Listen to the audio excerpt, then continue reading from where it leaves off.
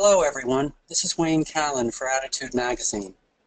Today's webinar, A Guide to Empowering Women with ADHD, is the third in our ADHD Awareness Month webinars. We all know that women who have been diagnosed with ADHD have been overlooked and misunderstood for years by researchers, clinicians, friends, and family. That is changing, thankfully, but many women are frustrated by the challenges and chaos that ADHD brings to their lives. Women often ask, and they often write into us, is there more to life than decluttering closets and keeping a to-do list? What about moving toward the dreams I have for my life? We have with us today Linda Rogley, who's the perfect person to help women address these challenges. She is the author of Confessions of an Diva, Midlife in the Nonlinear Lane, a book I happen to love. She's also founder of the Adiva Network for Women 40 and Over, and she co-founded the ADHD Women's Palooza. She calls it an online extravaganza of ADHD women's experts that begins each February, so that'll be coming up in several months. A little housekeeping first. Linda will give a presentation about the topic, and then she will take your questions. If you are new to our webinars, post your questions in the box at the right on your screen. That all being said, I'll turn it over to Linda now. Linda, it's great to have you here today, and we're all looking forward to the advice you'll be sharing. Thank you so much, Wayne. I really appreciate that. And I just want to say that your voice was coming in and out a little bit. I want to make sure that mine is steady. Is my voice okay? Voice quality yes, okay? It's very good. Just want to make sure. Great. That's fabulous. Welcome, everybody. I'm so delighted that you have joined us today, whether you're joining us live or whether you're hearing this on the replay. I think this is a really important topic and one that I deal with all the time. How in the world do we get past a lot of the disempowering things that have happened in our ADHD lives? So let me move on. Oops, do I have control of these slides or not? Do I have control? I am not moving slides. Right, there we go. Okay, so now what's on tap today? What's on tap is, first of all, we're going to talk about how our women's ADHD manifests in our lives. Let's talk about what happens. How did we get this way? And then we're going to talk about that inner critic, which kind of re-emphasizes that disempowerment that we all go through. And I'm not saying that this is necessarily unique to ADHD women, but it certainly affects ADHD women. Then we're going to talk about your own little ADHD quirks, because if you don't know your own quirks, you can't really move towards your own dreams, and we'll talk about that a little bit later. And then we're going to talk about authenticity, which I think is an important piece of living your dreams and about really accepting who you are and shining out in that world, sharing your gifts and talents with the universe, because that's what we're here for. And then we're finally going to talk about those sometimes elusive and sometimes in a dusty pile in the background dreams that sometimes we leave behind because we're so busy cleaning out the closet that we really don't have time to think about those things. So what I'd like to do is I'd like to invite you, because webinars or any kind of presentation is so much more powerful if they are personal to you. So what I'm going to invite you to do is to take out either a pen and a paper or use your device, some way to jot a few notes, because I'm going to give you an opportunity to personalize this webinar just for you. So let's get started. How did it happen? How did we become disempowered, if you will? And you can argue with that word, but just go with me for now, and let's use it for now since that's the topic of the webinar. How did we get this way? Does ADHD always equal screw-ups? Well, no, it doesn't. There are lots of really good things about ADHD. I talked to a woman this week who said that she thinks ADHD is a gift, and and the reason is she has mastered ADHD hyperfocus. And she's a very successful entrepreneur. She's been a successful entrepreneur for 17 or 18 years, and she feels good about her ADHD. So it doesn't always mean that we're screwing things up, but there are some times that we have some less than perhaps stellar performances out there in the world. So I'd like to share with you a few of the stories that I have heard over the years. So this was a woman who wrote to me, and she said, she's actually a woman in my support group, and she said, I shop after midnight so often that the overnight checkout gal added me as a friend on Facebook. Yes. And another friend who said that she works in a laboratory here in the Research Triangle Park, and she's had a pretty good day working at her lab until the end of the day when she ran a pregnancy test, but unfortunately it was on a sample of male urine. And we're happy to know that the guy was not pregnant. That was really good news. But she was like, oh, my gosh, what are we doing here? I had another woman say that she was running so late for an appointment. Can you identify with that? Oh, my gosh, I run late for appointments all the time. And she turned on the wrong street. She finally got back to where she should be. And as she drove into the parking lot, she turned off the car before she parked, so that the car was still in drive and she was still moving, but she turned it off anyway. Another woman told me that when she had her first child, she was so afraid that she was going to forget that she was with me, that she wrote herself a reminder to take the baby with her and taped it in the garage. Don't forget the baby. And I have to tell you guys, this kind of blows me away, because my assistant told me that there's a new invention out. So apparently this is not just related to this woman, that actually is a weight sensor, and you put it in the car seat with your child, and it connects to the steering column of your car, so that when you turn your car off, you can set it for a certain amount of time, and if you don't take that baby out of the car seat, an alarm goes off. So I think it was actually designed with ADHD women in mind. But I just thought, my gosh, it must not just be us. And finally, I love this one, because there was a woman who, she works and lives in Illinois, and she got in her car after work one night, and she said she was so distracted by the gorgeous sunset that she drove all the way to Indiana. So yeah, these are funny, but at the time they weren't so funny, because when we wake up and say, "Oh my, what am I doing? You know, have I done that? Okay, I didn't turn the car. I turned the car off, and it's not in park." When does all this start? Well, for a lot of us, it starts at birth, right? It starts when we're really, really young, and we expect babies to be messy. But the problem is that we sometimes don't grow out of those messes. And so, I mean, even this little one is like, "Oh my gosh, what am I doing?" And as we get a little bit older, it becomes clear that people aren't really very crazy about that mess, or they're not crazy about our talking too much, or forgetting things, or perhaps writing on the walls. Perhaps that's what this little gal is done. I don't know.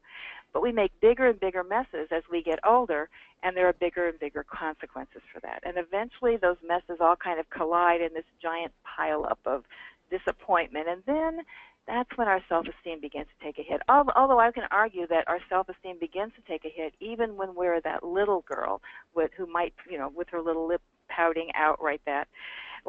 And I have to tell you that it's very different for women with ADHD than it is for men. And I want to back up all the way to childhood, because girls' ADHD is not manifested the same way. Now, we all know that many more boys are hyperactive, so it makes it much easier to diagnose boys. But there are a lot of inattentive boys as well, and many more inattentive girls. But no matter how your ADHD manifests as a child, it is different in the way that we view our ADHD.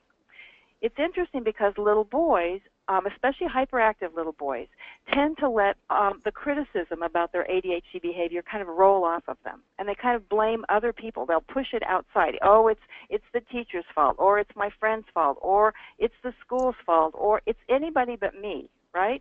Little girls, on the other hand, take everything in. We tend to believe, now this is not, of course, universal. All of these things there are exceptions to every rule, but most little girls, when they are criticized, or they find that they've done something wrong, or they've stepped in a mud puddle with their brand new white patent shoes on, they take it as an affront to their person.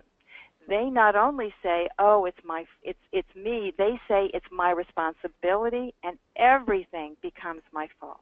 You can imagine how this impacts self-esteem.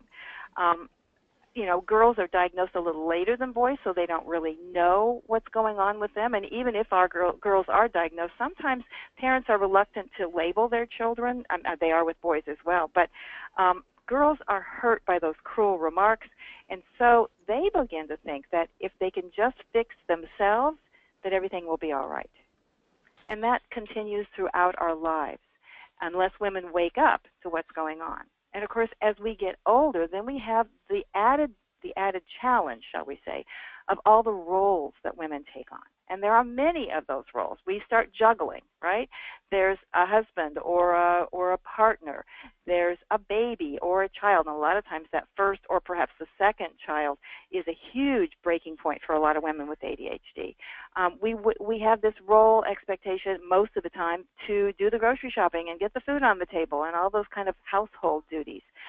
We are kind of charged with taking care of the maintenance of all that stuff out there, including our cars, and you'll notice that this one happens to be a Focus so that we can actually focus on the car. We got to stay, got to take care of our bodies a little bit. We got to, keep it trim. We got to exercise. We've got all these things to do. We need to take care of work. Most of us are working and taking care of families, and then we also got to take care of our ADHD, whether that's taking medication for ADHD or depression, or whether it's taking supplements and vitamins. We've got to do those things too. And then there's always the ubiquitous laundry that we're always getting buried in. So as we begin to take on all these roles, they shall we say, impact our ADHD, and they put more pressure on our ADHD, so it becomes more and more difficult, and more opportunities for us to stumble and fall. And then, of course, we have societal expectations. Now, it used to be that Martha Stewart was kind of held up as the icon of domesticity, and she can do it. She's wallpapering, or not wallpapering, but covering the bottom of her swimming pool with credit cards, cut up credit cards. I mean, it's just like, are you kidding me? But now we have Marie Kondo. And Marie Kondo is the woman in Japan who wrote the book, The Art of Tidying Up. And many of us, I guarantee you that many of us on this webinar and who are listening to the webinar have read or heard about this book. It's about holding on to things and seeing if they give you joy, so forth and so on. But this is what her stuff looks like. I took this directly off of her website. And that sets expectations that we simply cannot, most people cannot meet, because the truth is this is more like what our life looks like, right? We look like messy dishes, leftover breakfast, that kind of thing. And in addition, I mentioned Facebook earlier. I think that the social media issue also impacts on how we feel about ourselves. Because if we see somebody on Facebook who has this beautiful, like, go back to Marie Kondo, have this beautiful setup in their office, then it's kind of like, oh, we can see inside their lives. We don't want anybody to see inside mine because it might look just like this. So what happens for a lot of us is that we end up kind of taking on that role of perfectionist. And when we're in that place of perfectionism, it's just, we're never going to get there, right? So perfectionism, I believe, is a recipe for disappointment. And I really like the words of Elizabeth Gilbert. Now, she's the author of the book, you probably are familiar with Eat, Pray, Love, but she also wrote a book called Big Magic. It was published a couple of years ago, 2015, and she says, perfectionism stops people from completing their work, and it stops them from beginning their work, too. Perfectionists often decide in advance that the end product is never going to be satisfactory, so they don't even bother trying. She says, I think perfectionism is just fear in fancy shoes and a mink coat pretending to be elegant when actually it's just terrified. And I think that we get terrified of back to the screw-ups again. She says perfectionism is a deep existential angst that says again and again, I'm not good enough and I will never be good enough. God, that really touches me. I can feel the tears coming up in me about that, because I certainly have felt that myself. So when we do spill the red wine on the white carpeting, and it's just proof positive. See, there I go again. I'm not good enough. So it's not surprising that we have an apology all queued up, ready to go as we go find a towel and some club soda to clean it all up. But I have to tell you that I really think that ADHD women are really incredibly courageous. I think all of us are, because we put ourselves out there again and again and again, despite having been slammed against the rocks and slammed by us, by our bosses, by our friends, by our families, anybody. And we say, why can't I just do it like everybody else? If I could just pay attention during conversations, especially those important ones with my boss. If I could just keep my office or my house or my garage neat and clean. Or if I could just keep the bills paid on time. Or if I could stop paying extra for extra daycare because I picked the kids' 10 minutes late 10 minutes after they're supposed to be out of school at after school care. And if I could just stop telling those little white lies when we screw up, hoping that nobody's going to find out. And what ends up happening is it comes right back to that little girl again. After a while, it looks like almost everything we do is wrong, and we can get in that downward cycle of believing that it's no matter what we do, it's going to turn out badly. And then we begin to decide that all the mistakes are my fault. That's when I started apologizing to doorknobs. I started apologizing to desks. I started apologizing to inanimate objects. It was just on cue. It was in my head, and I'm sorry, I'm so sorry, because I figured there was something I did wrong somewhere, right? So we believe that it's still our fault. We buy into that delusion that there's something wrong with us and that we're broken beyond repair, and simply being who we are is not enough. We clearly have a warped sense of who we are. But we see it as a clear mirror, but the truth is it is not it's not the real woman that you are. And as long as you see yourself as that defective person, you're never going to be able to live into that fullness and that richness of who you truly are. Okay, so what do we do about it? Let's stop talking about all the bad stuff. Let's start talking about the good stuff, shall we? First of all, we're going to listen to those old voices. So those old voices are the ones in your head that keep telling you, not good enough, not good enough, not good enough. And where do they come from? They come from all of our experiences, but they also come from our decision to pay attention to them, right? It's that kind of undercurrent conversation you have with yourself all the time. All those little things that stay in your mind and don't come out of your mouth, at least most of the time. Sometimes you can say that to yourself. But first you need to wake up to those voices. And when I started waking up to my voices, when I first heard about this was from my very first executive coach. It's been more than 20 years ago, and she called it minding the mind. And she said, I just want you to kind of separate a little bit, and I want you to pay attention to what you're saying to yourself. It was really hard for me to do. Plus, I thought it was kind of woo-woo and crazy, to tell you the truth. But when I finally did pay attention to it, and it's very difficult to stay in that place, when I did pay attention to it, I realized it had been monitoring me all the time. It had been monitoring my actions, my words, my thoughts, every move, and it kept saying things to me like, don't stand too close to them. Oh, you're talking too loud. Oh, no, are they laughing at me? Oh, no, what did I do wrong? So dealing with this monitor, because I think that we all have, perhaps you don't call it your monitor, but I think we all have something like this, is a three-step process. So first of all, you need to start listening to that voice and then get that voice out of your head. So I'm going to give you a couple of moments. If you didn't grab a pen, this is a great time to do it now. You can scratch it on the back of your hand. No, I'm just kidding. Don't do that. We probably have Post-its laying around, though, if you're like me. Grab yourself a Post-it or a piece of paper and jot down a couple of the things that you can hear in your head that are the monitor kind of things. Oh, don't do this. Oh, are you an idiot? Are you kidding me? Now what's wrong? I can't believe I did that again. So stupid. I never get it right. I can't. Oh, I only deserve to eat the leftovers. So I'm going to give you a few seconds, and I'm going to be quiet so I'm not distracting you. And we're going to just hum music lightly. No, I'm just kidding. We will not hum music. Write down a couple of those messages that your monitor shares with you that are negative.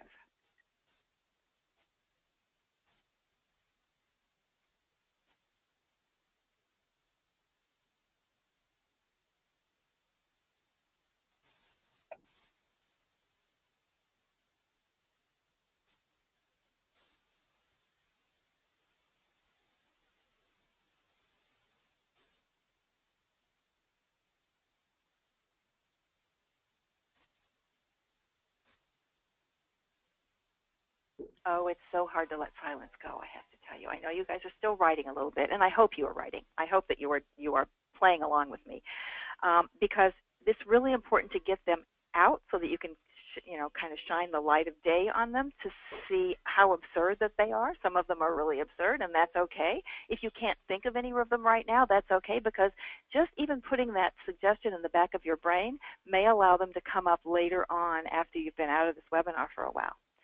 So after we get them, after we notice them, we can pay attention to them, we're minding the mind, then we get them outside of our body on a piece of paper so that we can see them and see kind of how ridiculous they are, or maybe they don't seem ridiculous.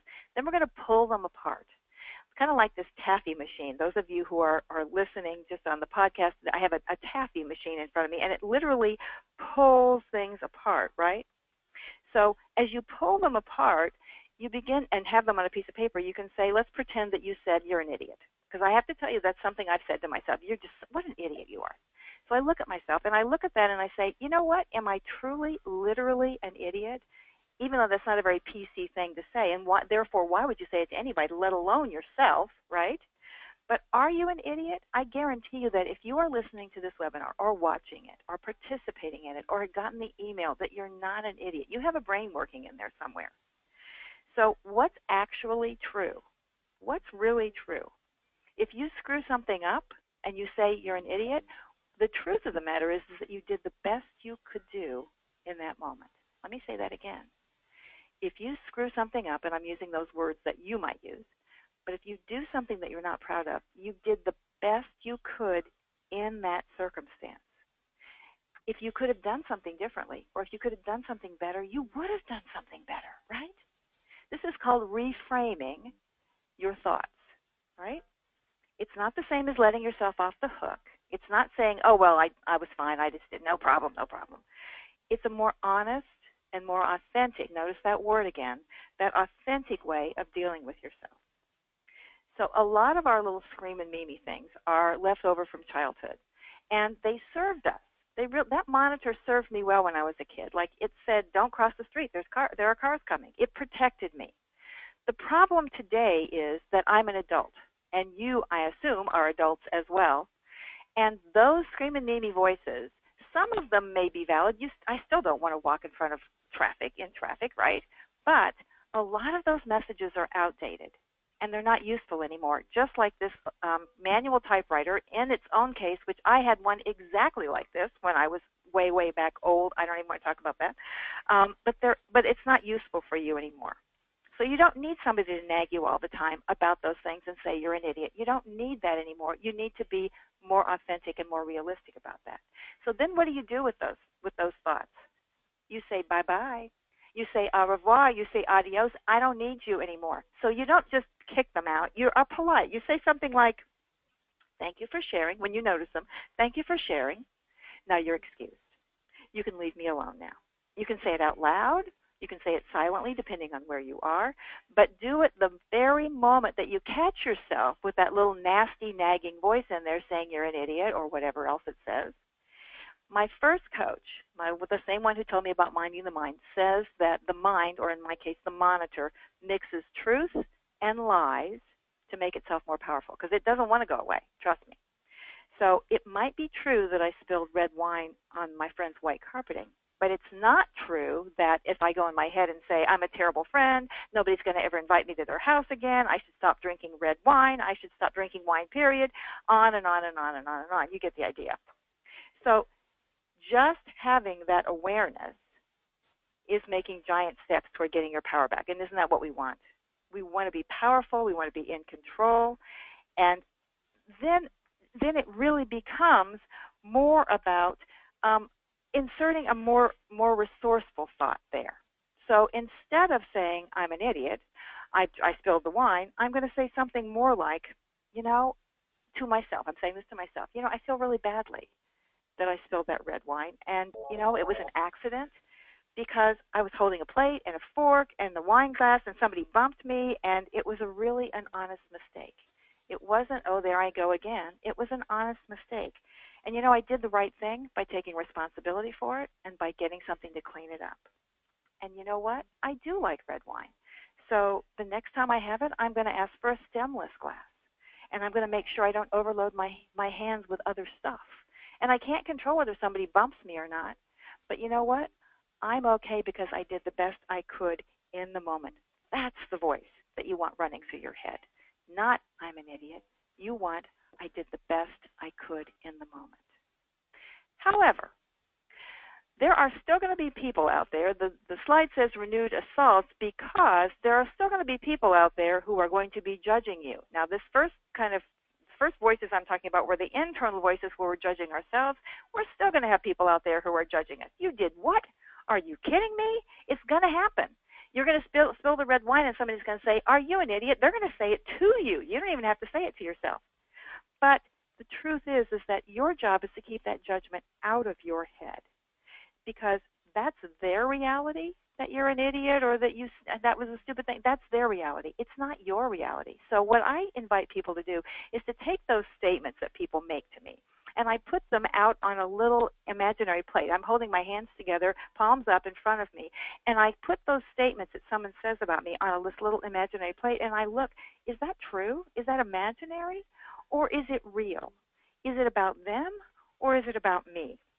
I mean, this woman here is having nightmares, obviously, and I think we can have nightmares about the things that people say to us because they do hurt us, just as they did when we were children. But you decide whether it's real. Is it really a big deal? I mean, is it such a big deal or not? It might be a big deal to them, in which case you take responsibility. And who is really responsible for dealing with this?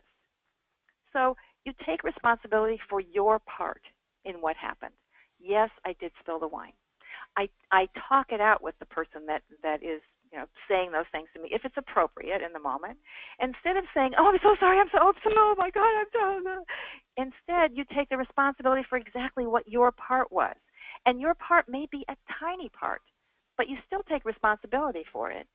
And then when you discuss this, then if you are talking to someone else who's willing to play this game, willing to be in this authentically with you, if you use that word again, then you can both leave this conversation with your self-respect intact and your power intact, since I'm going to come back to that empowerment again and again and again.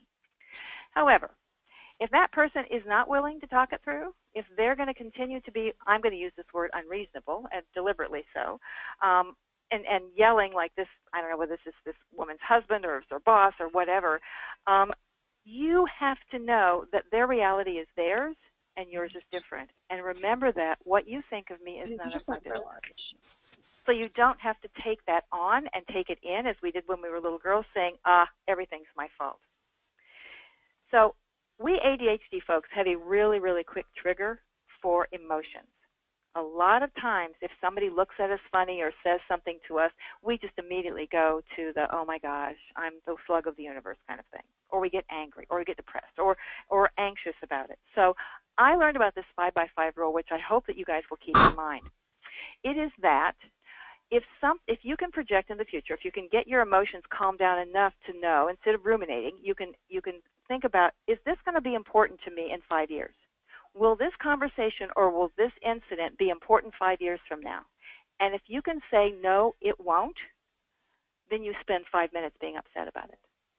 So if it's not important 5 years from now, you're going to project it, and you can't project it accurately, of course. Maybe something will be important and you don't know it. But if you look back 5 years and you notice the things that you were upset about, you might remember 3 or 4 things that were big, right? But I guarantee you there were a lot more than 3 or 4 things that upset you in those 5 years. So most of the things that we are upset about, that we let our emotions ruminate on or obsess about, really don't deserve that much energy. So if it's 5 minutes, we take 5 minutes, we accept responsibility, we know that this is going to work out, and we move on.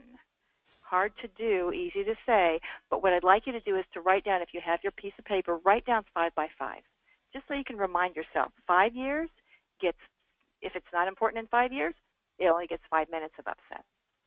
Now let's talk to just a moment about your ADHD, because the way we approach our ADHD is really important to how we can stay in control of it at some level, but also to work with it. I always talk about grabbing your ADHD by the shoulder and walking down the yellow brick road together instead of fighting it all the time. But that's a very different situation for each one of us because we are so unique. A friend of mine said that he looked at, and this is before the DSM-5, but he looked at all the DSM-4, which is the Diagnostic Statistical Manual, hard for me to say, and that's where all the diagnoses are in print, so that psychiatrists and psychologists and so forth and so on can make diagnoses. He did a cross-reference of all the descriptors of ADHD then, and he came up with 7,000 different combinations and permutations of ADHD and the way it might manifest. And that's before we even talk about gender or age or culture or geographic location or education, any of that kind of stuff.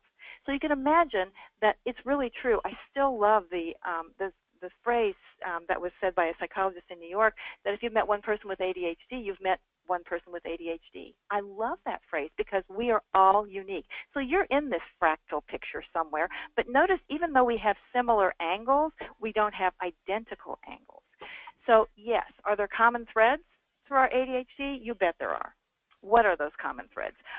Let's see, time management maybe, being asleep, night owl, sleep issues, distracted, interrupting. Sometimes we just interrupt in our heads. We don't interrupt out there. And I think that's one of the big differences between inattentive and hyperactive women. We're all hyperactive.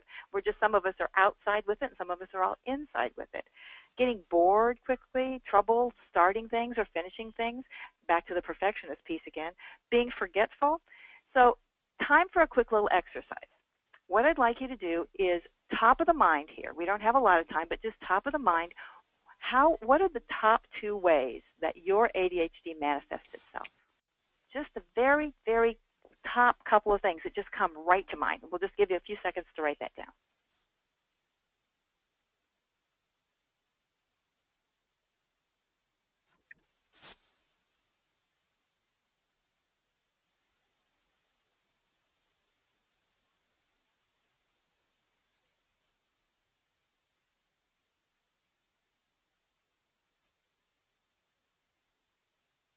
Okay, I bet that didn't take you very long because we're always good at saying, oh, yeah, that's what I do wrong. That's what I do wrong. I can tell you that the top of my list is follow through. I so suck at follow through. And reframing that, I'm doing the best I can in the moment with every single thing that I do. So I just want to remind you that there's a lot of pathology out there. So about ADHD, let me just finish that sentence. So one of the reasons that I created my group of ADHD women was that I just feel like, gosh, it's all bad news. It's such bad news all the time. We get more car accidents, and this is wrong, and we have more unplanned pregnancies, and, it made me want to just go out and jump off a cliff or something. And I thought, I'm not that bad. And other people I know who have ADHD, whom I know, and now I know many, many more of them, I actually kind of like them. I like them a lot. So I wanted to reframe those negatives, the pathology of ADHD, into something more positive. And I'm just going to give you a very quick sample here. So one of the words that's always used about ADHD, and it's part of the DSM-5, is impulsivity. So, but instead of saying that I'm impulsive, perhaps instead I'm being spontaneous. Spontaneous has a much more positive bent to it, and it may be the same action, but my impulsivity can be construed as spontaneous, the same way that being distracted can also be seen as being observant. If I'm being distracted from what I'm doing, I'm actually observing something else that's going on in my environment. If you're in hyperfocus, which some people think is a really good thing, and some people think, oh my gosh, I'm in such hyperfocus, I forgot to eat and go to the bathroom and sleep and all that kind of good stuff. Hyperfocus is another way of saying that you're concentrating or that you're in the zone. So if we talk about procrastination, it can also be being very thorough. Now, again, extremes on all of these are not what we want to do, but I just want you to think about the things that you just wrote down on your list. How can you reframe those into something that's more positive? Okay, let's pretend that you are distracted. Let's pretend that you're forgetful. Well, maybe what you're doing is you're actually giving yourself a little extra time to make sure, back to thorough again. Maybe you're making sure that you're taking care of everything that needs to be taken care of in the moment. And maybe you needed to go back because remember, you're doing the best you can given the circumstances. Oh, I've got another one, inattentive and also thoughtful. If I'm not paying attention, maybe I'm actually thinking about something. I'm in my own stuff. So what I invite you to do, and we don't have time to do all of this in this webinar, but I invite you to put this, perhaps as a to-do on your very long to-do list. You want to create your own personalized recipe for your ADHD. So we really need to know, how does it work for me? And you probably are already doing some of these things because that's how we do strategies, right? But if I need to file my bicycle warranty in the same file as my life insurance policy, that is exactly what I'm going to do. I don't care what anybody thinks about it. It's okay for me to do that because that's what my ADHD needs. Now, what I invite you to do is to think about, what are the things that you do that you need to make your ADHD be hand in glove with you, with the way you operate in your life, given your circumstances, your life, whether you have children, little children, big children, empty nest, whether you're working, whether you're not working right now, single, married, partnered, any of that kind of stuff, it's all about you. This is all incredibly, incredibly personal to you. So, okay, so last time we're going to do this little thinking and writing and thinking and writing. Write down just one way that you can mold the world to fit your ADHD in a way that works just for you. No one else has to understand it. No one else has to approve of it. It's something that you are proud of, something that actually kind of fills you with joy, something that makes sense to you that may be silly or off the wall to somebody else. So I'm going to give you just a few seconds to do that, because I guarantee you there's something right on top that you can think about with that.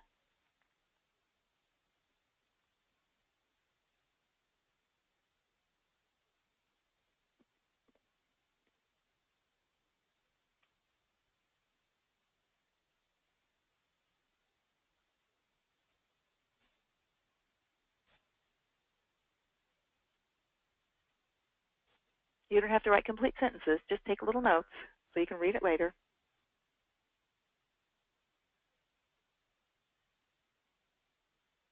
Okay, jot down just enough so you got it, so you can work on it later. But remember that you can't fix everything. Yes, we all have to toe the line sometimes. We have to fit into that world of normal, whatever the heck that means. But most of the time, we can mold our ADHD to fit us. So you may need to, quote, fix your tendency to be late to appointments, but maybe the way you fix it is by sliding in just at the last minute for appointments. Because remember that deadline, that's our adrenaline rush, right? Those of us are self-medicating with deadlines. Maybe the way we fix it, so for some people it might be showing up 10 minutes early, right?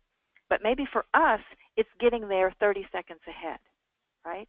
So the difference is we're not fixing it to be like everybody else. We're going to fix it so that we still get that last minute rush, but we don't go over the deadline. And yeah, is that difficult? Yeah, probably. All righty, let's go on a little bit farther then. I want to talk about being authentic, because the truth is that I think most people who are ADHD have a tremendous amount of authenticity.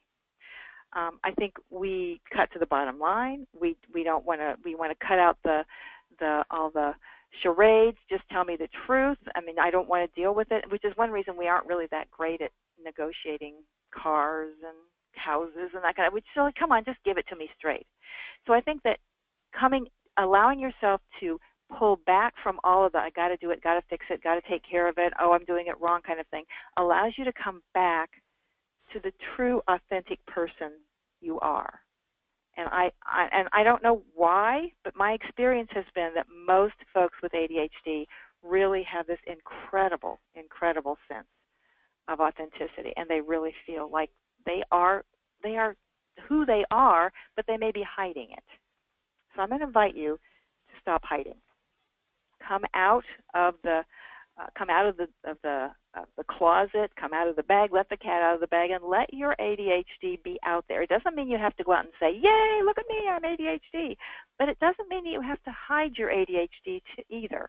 And that in itself allows you to feel more powerful. You want to get acquainted with the real you, right? And I love this woman. She's just full of it. She's got a really colorful dress on. She's just full of it. She's gorgeous, of course, but we need to know who we are. And the ADHD is part of us. As I mentioned before, go link arms and go down the road with it instead of pushing it away, trying to fight it. And I know in my woo-woo work, I know that when you push against something, you're not going to get rid of it because you're still touching it. So hugging it and allowing it to be part of you is a much more effective way to deal with any kind of issue that you're not that crazy about, ADHD included. So let's talk briefly about dreaming. First of all this stuff that you have to do doesn't have to be done before you live your dreams. Let me say that again. It doesn't have to be done. It might be driving you crazy. The pieces that are driving you crazy you can work on those. Absolutely. I'm going to talk about that in a little bit. But at least allow yourself to say, well, let me just say, if you waited to get all that stuff done, you're going to be waiting until you're like years and years and years down the road. And you still may end up years down the road with maybe a chest of drawers that looks half cleaned up instead of only fully cleaned up. There's nothing wrong with setting an intention.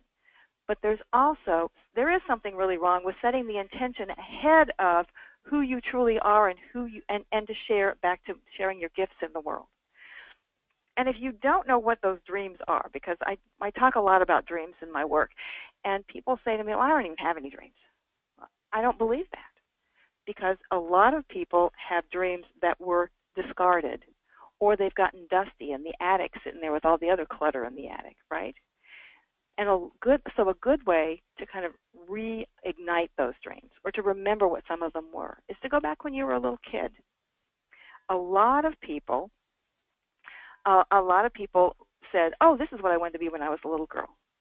Well, what I wanted to be when I was a little girl was that I wanted to be a ballet dancer. Now, I don't particularly have a ballet dancer's body, and today, if I did, as I'm asking you to do, to take a walk backward in your mind like they do on Sesame Street, I don't probably think that I'm going to say, okay, I've decided I'm going to be a ballet dancer. Not that I couldn't, but I just don't think that I want to do that. But you know what I could do?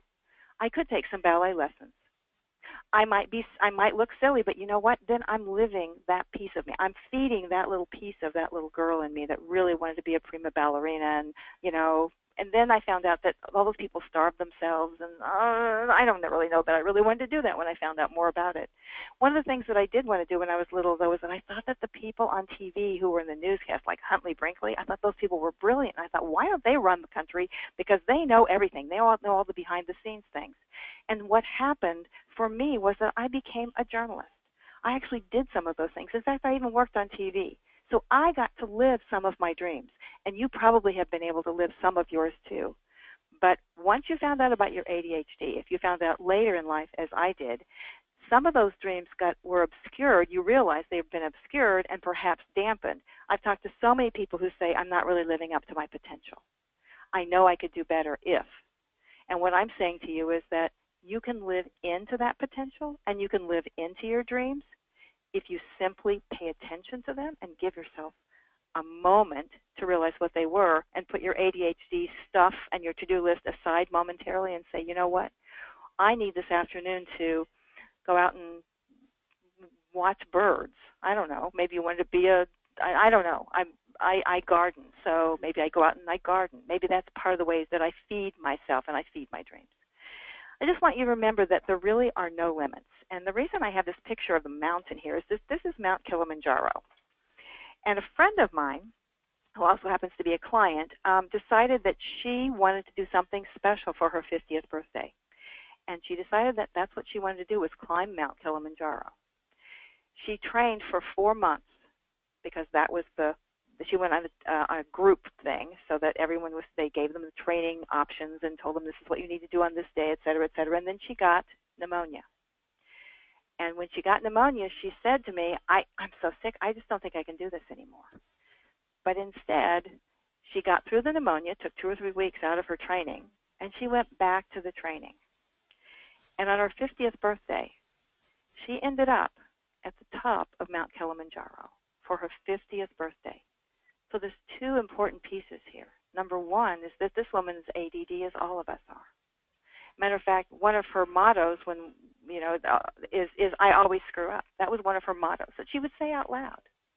But she climbed Mount Kilimanjaro. Not only that, but she didn't do it when she was 23. She did it when she was 50. And now she's looking at another adventure now that she's over 50. I think she's going to turn 55 this year. And, she doesn't look like she's 50, right? She looks young and vibrant, as we all do, right? 50 is the new 20. But remember that that your dreams don't mean that you have to go back to school and be a nuclear physicist unless that's what you really want to do. It can be as simple as, my dreams are, I want to be closer to my grandchildren. I want to live closer to them. I want to find a way to spend more time with them, whether I move there or any of those things. They can be very small things, and they can be gigantic things, like climbing Kilimanjaro, or perhaps going back to school and becoming a nuclear physicist. And that kind of depends on where you are in your life, in your chronology, if you will. So I want to tell you I'm going to end with Dot's story. That's not her real name, but I want to read it. I want to read you an email that exchange that I had with her. A couple of years ago, Attitude Magazine, ta-da! Attitude Magazine asked me to write a story about older ADHD, and aging with ADHD. And of course, I wanted to interview people about that. And I had gotten an email from the woman who said that she was older, and I said, well, maybe I could do an interview with me. And this is what she wrote to me in February of last year, of 2016. She says, Linda, thanks for thinking of me. At 88, I might be your most senior. 88 years old, guys. I was never officially diagnosed with ADHD, no hyper here, but I am a perfect fit for all the ADD idiosyncrasies, and that all your info and other sources you provided of ways to deal with it are right on. Now, if I could only follow through with doing them and find support in understanding and accepting ADHD, I might make some progress. Oops, bad attitude, she says. Rephrase. I will get going on applying techniques, and I will overcome. 5 minutes at a time, 1 day at a time. My goal is to celebrate my 90th birthday in an uncluttered, organized home, with invitations actually mailed on time, not lost in Mount Mess, party favors, complete photo albums for each child, grandchild, and great-grandchild, etc., etc. Oh, and of course, 25 pounds lighter. So I wrote back to her. I mean, don't you love her? I mean, she's just so full of life at 88 years old. So I wrote back to her and I said, well, if I can't interview you, can I at least use your birthday story in the article? And I didn't ever hear anything from her. But about 3 or 4 weeks ago, well, I guess 5 weeks ago, I got this email from her in September of 2017, 18 months later. Linda, she says, sure, you can use it, but it looks like I was 88 when I wrote it, so your article is probably ancient history or my crooked fingers hit the wrong numbers. But the sad thing is that my 90th birthday is just 6 weeks away, and I'm not any closer to those goals. It'll be a miracle if I can find the floor or a tabletop by then. Maybe I could sell the house and rent a furnished, uncluttered one from my party. Sorry, it looks like I never found your emails regarding a telephone interview. I'm just uncovering many emails buried in the ancient not reads.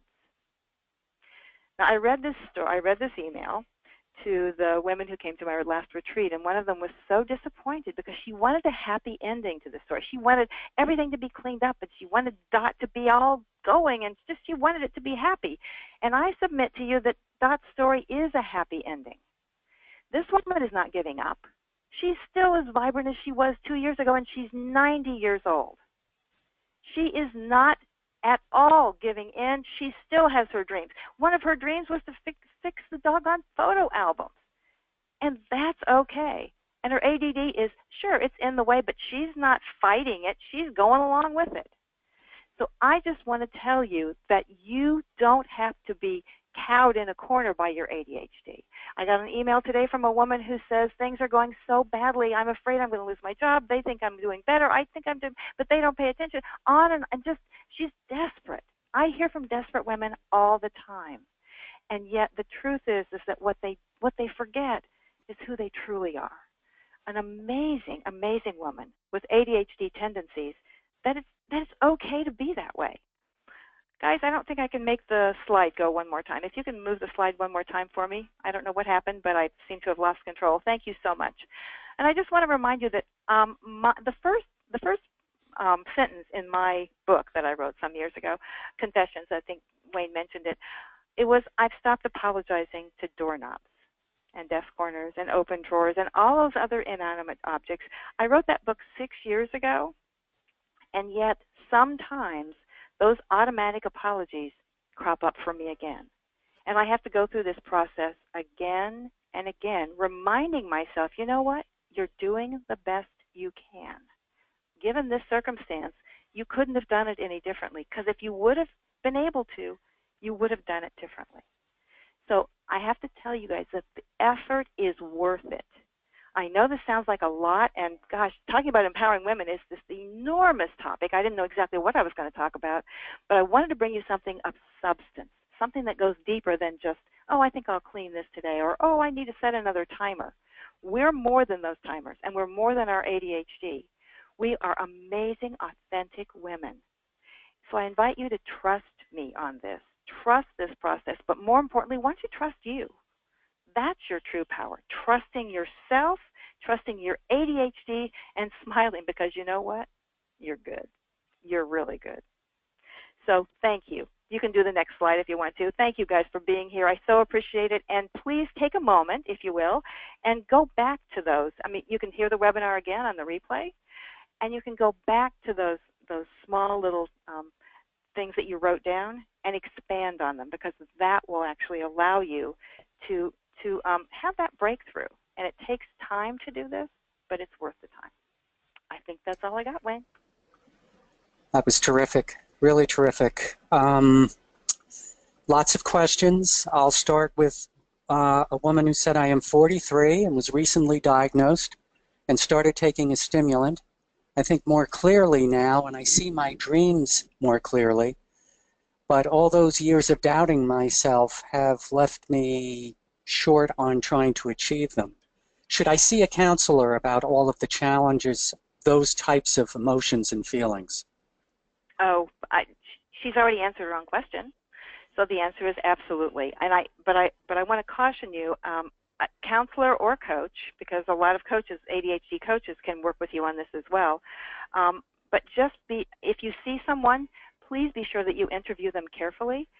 I just got an email from one of the women who I've been coaching on and off, and she said that she got her results back from her ADHD coach, her ADHD evaluation, just like you. She's just been recently diagnosed, and her therapist or counselor wrote reluctantly that she said, I guess you have ADHD, but I don't really believe that you do. You're just taking on too many things. Well, of course she's taking on too many things. That's one of the ways she copes with her ADHD. Just my caution, my caveat to you is, please make sure it's someone who knows about ADHD and understands that as you move toward your dreams again, that you're going to need a lot of support with that. And you're going to, because of all that stuff in our backgrounds, those voices of doubt saying, oh, but you couldn't do this last time, what makes you think you can do it now? Because you have all of that, you need lots of encouragement and lots of support. And if it's not from that counselor, maybe it's from a loved one, maybe it's from a friend, a coach, you need somebody in your life encouraging you to move forward, because you can do it. And I'm so thrilled that you were diagnosed and you're moving forward in your life. Great job. You had mentioned hyperfocus, and one woman said, I love my hyperfocus, I just don't know how to access it all the time. She apparently is tremendously productive when she gets into that state, but do you have any triggers for hyperfocus that you might recommend? Well, it clearly is a completely individual process, obviously. I mean, what I could say, that's why I'm not a tips and tricks coach, because what works for me may not work for you. Mm-hmm. But what I would suggest is that when you find yourself in hyperfocus, because sometimes it's hard to even notice that you're there because you've kind of slipped into it, I would suggest that because it's entirely unique to you, that you take back to Sesame Street, take a walk backward in your mind to figure out what triggered you then to see what happens later. For me, my hyperfocus is when I'm under the gun. It's like I have got to do this. So suddenly my blinders go on and I am absolutely hyperfocused on whatever it is. And as I mentioned, sometimes I was talking about me that forgets to pee and forgets to eat. I was talking about me. But I don't know of anything that is like, okay, let's put this little coin in the slot and hyperfocus will come on. And I'm sorry that I can't help, but I really think it's something that you're going to have to really work on to figure out when it starts and how you get there. Mm-hmm. Stephanie has a question. Well, she has more of a comment. I'm 22 and recently diagnosed and just learning what ADHD actually is. And it explains my entire childhood and struggles with school. Now what? So I guess she's had that moment of, revelation. And what would be the next step for her? The acceptance part, or? Well, I think so first of all, Stephanie, good job of being diagnosed and B, noticing how this has affected you. Because that's kind of what I was talking about. You kind of need to pay attention to that was ADD? Oh, you mean that was ADD? I thought that was just me being silly, or I thought that was me being slow, or, in school I was not, you might not have gotten the top grades, or you sat in the corner, or that kind of stuff. So noticing, connecting the dots between your ADHD and your history is important. But at this point, for a 22-year-old, you have a huge opportunity to look at how this can be different for you. And most importantly, with the different part I meant was I'm going to use the word failure, and I don't mean to insult you by that, but what I heard is that you had problems in school. And it's an opportunity for you to shift that into something that's more positive for you, and to notice when you're doing something right. But the first step is knowing more about your ADHD. First of all, knowing about ADHD, period. And for me, even though I gained a lot out of reading books about ADHD, and this is what it is, and so forth and so on, I really got more information out of reading people's stories, their anecdotes about the way their ADHD manifested, because then I began to learn, oh, that's not. I can tell you that Dr. Patricia Quinn, who is a wonderful developmental pediatrician, has a something she calls the SASSY. It's a self-assessment something inventory, and it takes you through your whole history from when you were a child all the way through work, all the way through, if you have children, so forth and so on. And it was important for me to see that because it made me wake up to what was going on. So that's number one, knowing what's going on for you now. Then the second step is kind of what we talked about in this webinar, figuring out where do you want to go, and where's your ADHD gotten in your way in the past, and can you work with it instead of fighting it, instead of pushing it away? How can you grab it and say, let's go together, and how do you make that ADHD work for you? Several people have said hyperfocus is important for them. Creativity is a biggie for a lot of folks, that they move toward that, authenticity, so forth and so on. So now what is a huge question. And again, it kind of goes back to you, but I'm so thrilled for you because, wow, the world is going to open itself up to you in so many ways, Stephanie. I'm so excited for you. And I guess this one will have to be the last question. It's an very interesting one. I think one that several people probably feel or wanted to ask. Rebecca asks, I'm stuck. I feel unable to face people I've inadvertently let down due to my struggles with follow-through. It terrifies me, and one person in particular is someone that is dear to me. Any suggestions how to overcome this disappointment and being terrified? Well, I think I kind of go back to Elizabeth Gilbert and say, even that piece. She was talking about perfectionism, but I think that fear of not being good enough and having disappointed someone else is that piece of it grips us, and we don't want to move because we don't want to screw up even more. I know there have been many times when I've had conversations with my husband and talking about it made the argument even worse. So fortunately we've worked through all that, but especially with this person whom you believe you've disappointed, and you may absolutely be right about that, but this is about conversation. And conversations can be difficult for ADHD folks, so I'm just going to give you literally the 2-minute synopsis of this.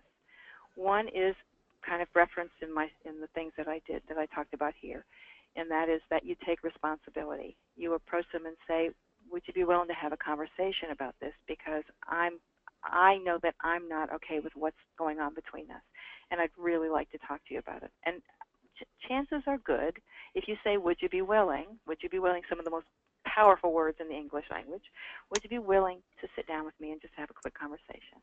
And before that, assuming they say yes, before that conversation, you kind of get your eggs in a row, if you will, and think through this. You need to have some time to, instead of, because I know that what's happening now is, oh my God, oh my God, oh my God, oh my God, and I don't know what to do, and it's kind of like being in a room where there's no place to get out, right? That's that paralyzed feeling. That's that stuck feeling of, now what?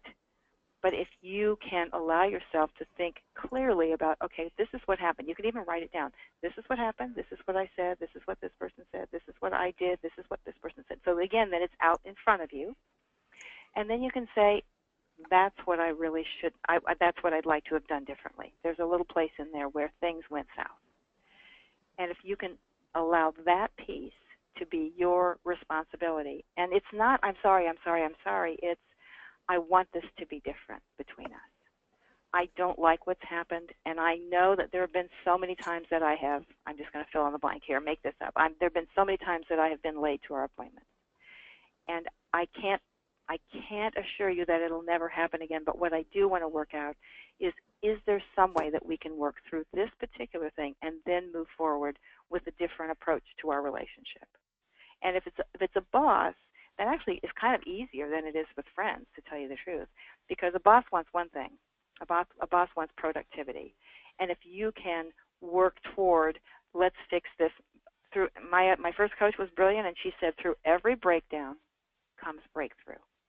Let me say it again. From every breakdown comes breakthrough. This can happen for you, but take heart in the fact that this is not comfortable for the other person either. And please, please, please don't put yourself on the chopping block and say, here I am, do with me what you will, because you both have responsibility for what went on between you. So, God, that's just, there's so much more to say, and I don't have any more time, so call me, we'll talk. Thank you, Wayne. That was wonderful, Linda. Really great insights and strategies, and I loved your presentation. I loved the slides themselves. So simple, but so evocative. So thanks again for being here. I know you helped a lot of folks today. Thank you, and I'm so glad to be here. Thank you guys for letting me. Thank you. So next week, we'll conclude our ADHD awareness webinar series when businessman Ken Buckman tells you why ADHDers are cut out to be entrepreneurs and to succeed in the world of business. So I hope you'll be there. See you then, and have a good day.